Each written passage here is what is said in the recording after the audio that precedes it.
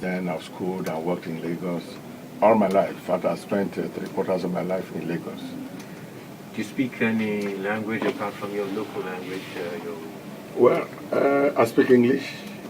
Any Nigerian language apart from your local language? Well, you know, my area is owned by Wari people, so the Wari land. I speak a little bit of their Wari language. It's a dialect in Yoruba. I speak a little bit of it, at least I can hear. But I cannot speak it too clearly. That's all. Okay. Honorable Yishawu, you're going for, you're seeking re-election. Yes, sir. What has it been like in the past 4 years? It's been very exciting, it's eye-opening, it's been challenging. It's been a lot of fun because, like I keep saying, we signed up for this job and we applied for it. I told people we can do it. So for me, it's been a beautiful journey, opportunity to learn a lot, opportunity to give to the people to serve. And that is the essence of being in politics. You need to serve. And I really enjoy it. And it has manifested in my work, in my constituency. I've been privileged to be been able to get a few private member bills on the table in the House. A couple of them have been passed into law. I still have 3 bills in second and third reading throughout the House. The process of oversight of the executive was very, very interesting and rich. We have the opportunity to ensure that the state funds are judiciously expended for the benefit of the people, which is what good governance is all about. And also, you get the opportunity to represent your people by ensuring that the key projects to your constituency, ordinarily which you will not have been able to do as a private citizen within the state. And so it was very, very exciting. Most of all, you get the opportunity to help people with the jam forms, receive forms with you, other liaisons activities that you are able to spend the helping hand to really within the Thank you very much. I will be asking people to call from home, especially people in your constituencies who know you better than we do. But before that, let me come to Prince Oghene. What are you bringing to the table? What is it specially you're going to do that the person representing Amuwo of the federal constituency now has not done?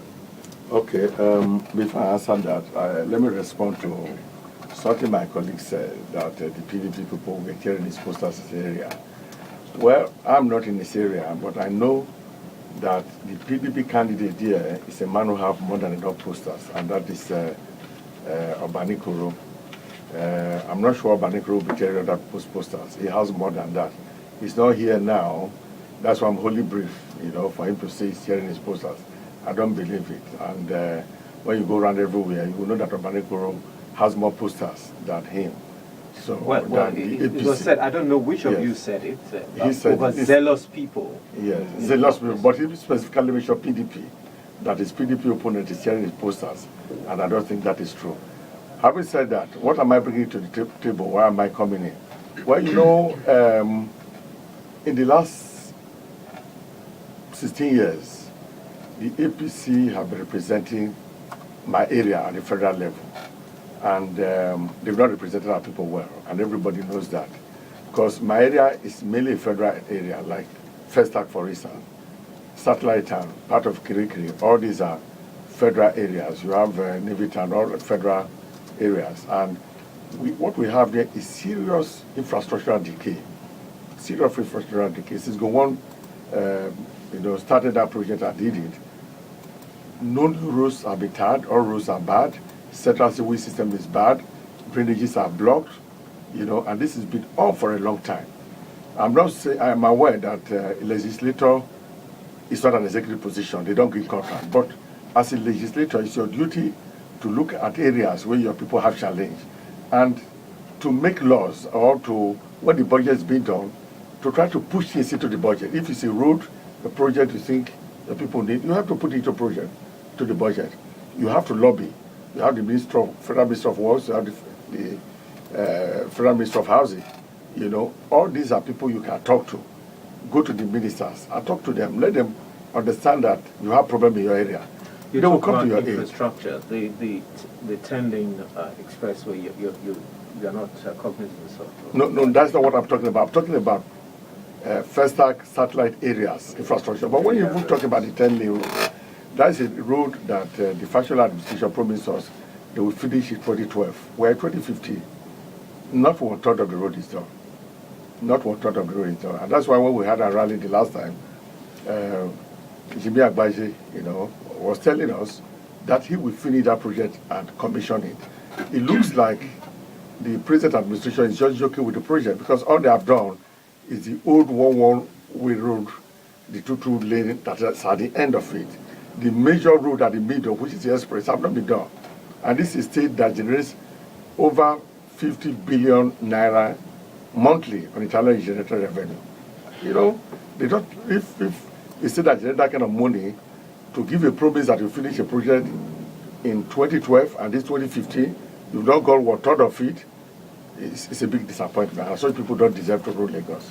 All right, it's election 2015, and it's coming to you live on 99.3 Nigeria Info. Election 2015 comes to you from the News and Current Affairs Department of 99.3 Nigeria Info. I have Honorable Gbolahan or Yishawu, Lagos State House of Assembly re-election, Eti-Osa, the 2 constituency, as well as Prince Oghene Egoh of the PDP, and is asking to be elected to the House of Representatives, Amuwo Odofin Federal Constituency. We're just close to our first break, but before we do that, I'd like to get your response, Honorable Gbolahan. Thank you very much. Well, I really would not have loved to hold and join issues with Prince Oghene. From what he said, I live in my constituency. He doesn't live in my constituency. And I know what goes on there. I gave the benefit of doubt to the PDP that maybe it's the agent doing it. The only reason we have all those posters, as he claimed to see, is because I have not decided to start tearing the posters the way they tear my posters. I pasted over 50,000 posters. And for you not to see it there, you know what we're talking about. But leave that aside. We're talking about the routes that Lagos State is making. It's constructed. It is the federal government that delayed that particular project. There's this DPO that Lagos State is supposed to use in facilitating that project, $200 million annually for 3 years. For 2 years, 1.5 years, there about 2 years to be exact, the federal government, for whatever reason, whatever excuse they give, claiming that they forgot to put it on in the international loan schedule for the state. That is why that project got delayed. We should have the facts here. We're committed to all the projects we intend to deliver, and we shall deliver them. But when we have the federal government putting spanner in the wheels of progress of the development we're trying to bring to Lagos State, then what do? Unfortunately, they are the ones saddled with the responsibility of getting those international loans, and there's nothing we can do. And that is why we need to change that federal government to a responsive government, to a government that will feel the pulse and the pains of the people, and ensure that development is not done on party line, but is done basically for the growth of the society. So I take offense to people talking without their facts at hand. I'm a legislator, we sit on the budget, and we know the nitty-gritty of the project, and that's my responsibility. Sorry, talking about that project, I'll stand on my point that the Lagos State have not done anything. That project is less than 25% completed. The loan is talking about, the federal government followed it, and the Lagos State have been collecting the money, and they are not using it for anything. That is not the last time they collected about 200 million. That's the record. It's in the press. When President Jonathan assented to that request and made sure that money was available, that loan was available, it was handed over to Lagos State. It's in the newspapers. Lagos State did nothing with it. Right. But I'm telling you, I have my facts. I know what I'm saying.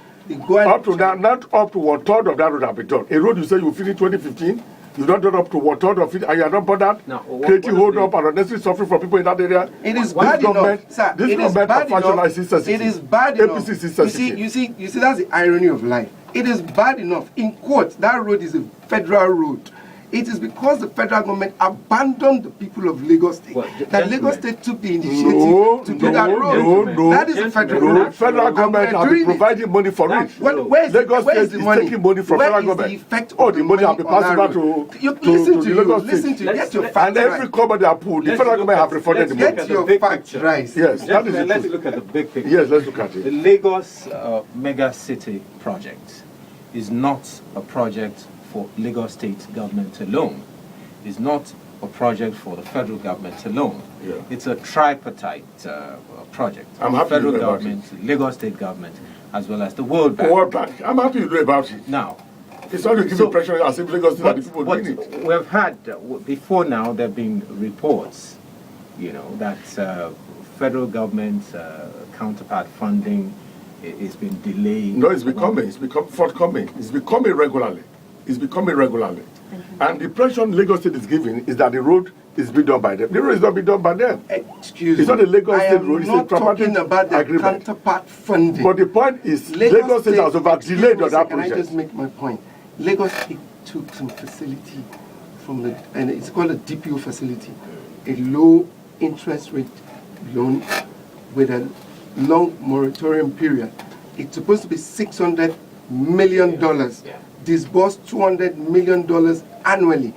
The federal government blocked that money. No, the money did not come in the on last time. 200 that was given to you, what did you do with it? Last one. That is and let me tell you, you are wrong. It's Lagos State. I am not wrong. It's the federal government that negotiated that loan. It's the federal government that negotiated that loan. It's not Lagos. No, it's not the federal government. It's the federal government. Lagos State were in a hurry to claim that they are not the road. I'm happy. Don't forget, I'm happy. it is your road. I'm happy. Yes, I'm happy you acknowledging. You acknowledge that it's not Lagos State that is owning that road. Lagos State are the people managing the road, but they have mismanaged the funds. That's what I'm telling you. Lagos State have mismanaged the funds. No, we did not mismanage Otherwise, the project the money has not come in. We finish in 2015. It is what comes in that we have to manage. 2015, get your facts right. 2015, 3 years after, you've not done anything. The problem I have with your party is half the time you don't have information. No, and you just go on air. Am I informed than you? Am I informed than you? Am I informed than you? This is my state. It doesn't matter. It's my state too. And I'm a very active legislator, so I know exactly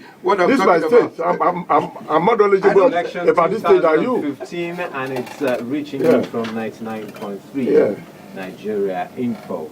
I have Prince Oghene, Egoh, PDP, House of Representatives, Amuwo, Odofin Federal Constituency, as well as Honorable Gbolahan, Yishawu, Lagos State House of Assembly, Eti-Osa 2 constituency.